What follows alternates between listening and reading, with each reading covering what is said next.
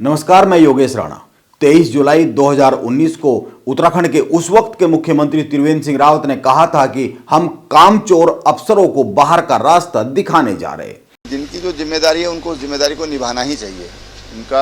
उनकी ड्यूटी है और उनको अधिकारी हैं तो अधिक काम करने के लिए, काम चोरी के लिए किसी को अधिकारी नहीं बनाया गया है। इसलिए कोई भी काम चोरी से करके और काम से बच नहीं सकता है।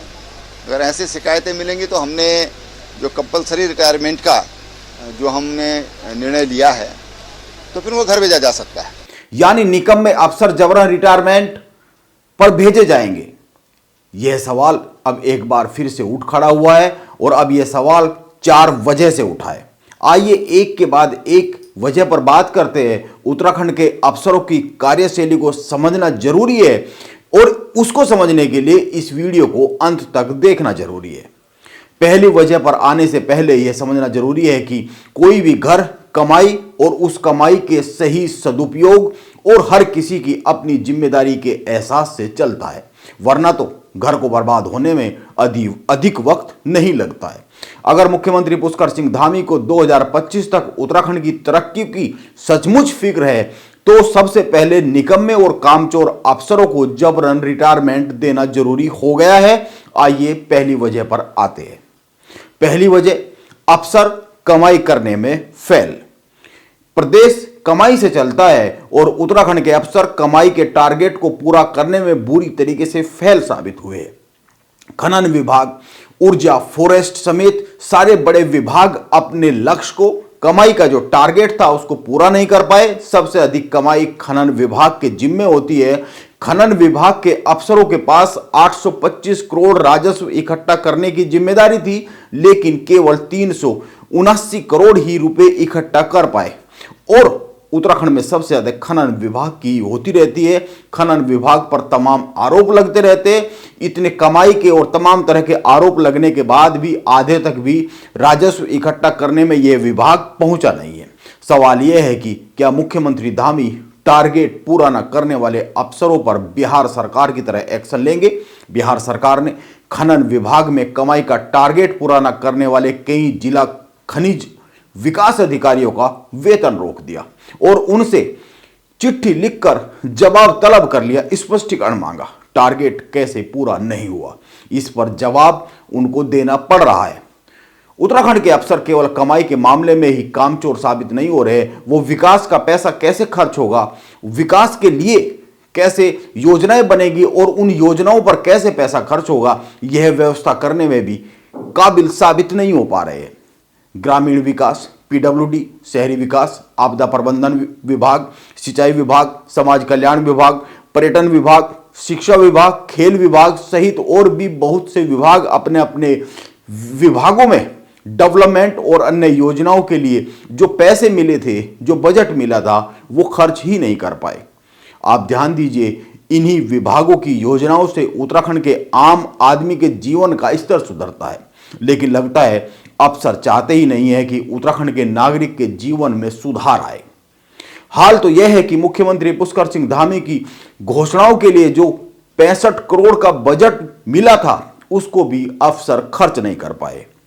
बाकी विभागों का भी यही हाल है। इनसे जुड़ी कुछ खबरें डिस्क्रिप्शन में दी जा रही है, आप एक एक कर मीडिया रिपोर्ट पढ़ सकते हैं। कई विभागों का तो बहुत ही बुरा हाल है, यह घोर चिंता की वजह बनती है। उत्तराखंड के अफसर कितने लापरवाह है, इसको समझने के लिए तीसरी घटना पर भी गौर किया जाना चाहिए। 26 जनवरी को देश के बहादुर बच्चों को राष्ट्रीय वीरता पुरस्कार दिया जाता है, लेकिन उत्तराखंड में अफसरों को एक भी बच्चा नहीं मिला जिसका नाम इस पुरस्कार के लिए केंद्र सरकार के पास भेजा जा सके। अमर उजाला ने इस पर एक बहुत ही अच्छी और महत्वपूर्ण खबर छापी। कई बहादुर बच्चों और उनके बहादुरी के कारनामों का जिक्र करते हुए एक ये रिपोर्ट छापी है। अखबार ने वो काम भी बताए हैं जो इन बहादुर बच्चों ने किए हैं। अखबार ने वो काम किया जो अफसर नहीं कर पाए। साथ ही अखबार ने यह भी सवाल किया है कि क्या ये बच्चे उत्तराखंड के जिलों में तैनात एसएसपी, डीएम, सीईओ, शिक्षा विभाग के निदेशक को नहीं दिख रहे? यह सवाल इसलिए किया गया क्योंकि राज्य बाल कल्याण परिषद ने इन अफसरों को कई बार चिट्ठी लिखी, लेकिन इन अफसरों ने बहादुर बच्चों की खोज की ही नहीं। केवल एक आवेदन बागेश्वर से आया। यह आवेदन बागेश्वर जिले के जीआईसी अमस्यारी के छात्र भास्कर परिहार का था, जिसने 24 अगस्त 2023 को एक छात्रा को गुलदार से बचाया था। जैसा कि अखबार की खबर है, इस आवेदन की जांच के लिए सीईओ को भेजा गया, लेकिन कोई जांच ही नहीं की गई, जांच रिपोर्ट ही नहीं आई। मीडिया में खबर आने के बाद मुख्यमंत्री पुष्कर सिंह धामी ने इस पर संज्ञान लिया और जांच के आदेश जारी कर दिए कि यह कैसे हुआ। इस तरह की जांच न जाने उत्तराखंड गठन के बाद से कितनी बार हो चुकी होगी, कितने आदेश जारी किए गए होंगे, लेकिन इस तरह की जांच का परिणाम क्या रहता है, यह अक्सर दिखता नहीं है। वैसे अब तय यह हुआ है कि 6 से 18 साल की उम्र के बहादुर बच्चों को राज्य सरकार की ओर से 26 जनवरी को सम्मानित किया जाएगा। यह अच्छी बात है, आप इसे भूल सुधार कह सकते हैं। यह व्यवस्था, यह निर्णय मुख्यमंत्री धामी ने लिया है, लेकिन मुख्यमंत्री धामी का यह फैसला अपनी जगह सही है, लेकिन अफसरों की लापरवाही को भी तो नजरअंदाज नहीं किया जा सकता है। अब अन्य घटना पर भी गौर किया जाना चाहिए। उत्तराखंड में इसी साल राष्ट्रीय खेल होने हैं। मेजबानी उत्तराखंड को मिली है। अभी दिल्ली में देश की राष्ट्रपति ने नेशनल अवार्ड बांटे हैं और उत्तराखंड के हिस्से एक भी अर्जुन अवार्ड या फिर किसी भी कोच को द्रोणाचार्य अवार्ड नहीं मिला है। सवाल यह है कि जब अच्छे कोच ही नहीं होंगे तो अच्छे खिलाड़ी कैसे तैयार होंगे। कुछ समय पहले तक उत्तराखंड में कोच की सैलरी पीआरडी के जवान से भी कम थी। अब पिछले साल 1 अक्टूबर से सैलरी में संशोधन किया गया है। यह मुख्यमंत्री पुष्कर सिंह धामी की सरकार ने, उत्तराखंड सरकार ने यह एक अच्छा फैसला लिया है। लेकिन चिंता की बात यह है कि जिस तरह का मीडिया में खबरें आती रहती है और जिस तरह मेजबानी मिली है, उस तरह से उत्तराखंड में खिलाड़ी निखर कर सामने आएंगे, उभर कर सामने आएंगे, यह एक देखने वाली बात होगी। मुख्यमंत्री धामी के कार्यालय से विभागों को अक्सर पत्र भेजा जाता है, जिसमें पूछा जाता है कि मुख्यमंत्री द्वारा की गई घोषणाओं का स्टेटस क्या है, इस पर तेजी से काम किया जा रहा है या नहीं किया जा रहा है, लेकिन परिणाम में उतनी तेजी दिखती नहीं है। आप देखते होंगे मीडिया में हर 15 या 20 दिन में इस तरह की एक खबर आ जाती है कि मुख्यमंत्री कार्यालय ने संबंधित विभागों को चिट्ठी लिखी है कि मुख्यमंत्री द्वारा की गई घोषणाओं पर कितना काम हो रहा है। जितनी तेजी की उम्मीद रहती है उतनी तेजी दिखती नहीं है। अभी जब 2022 के विधानसभा चुनाव में बीजेपी को प्रचंड बहुमत मिला था और परिणाम आने के बाद पुष्कर सिंह धामी के नेतृत्व में नई सरकार का गठन हुआ था, तो उस वक्त कैबिनेट मंत्री सतपाल महाराज ने एक बहुत ही मांग उठाई थी, जोर शोर से उठाई थी।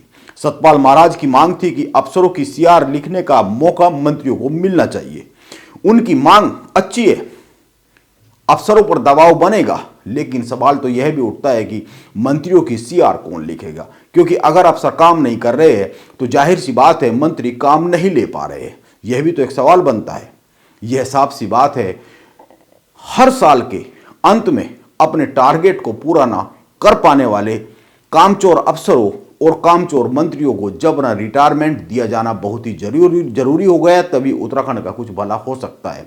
होना तो यह भी चाहिए कि जो मंत्री लगातार 2 साल तक अपने काम की, अपने विभागों की परफॉर्मेंस नहीं सुधार पाता है, उनको पार्टी को टिकट देने पर भी विचार करना चाहिए कि इनको टिकट दिया जाए कि नहीं दिया जाए।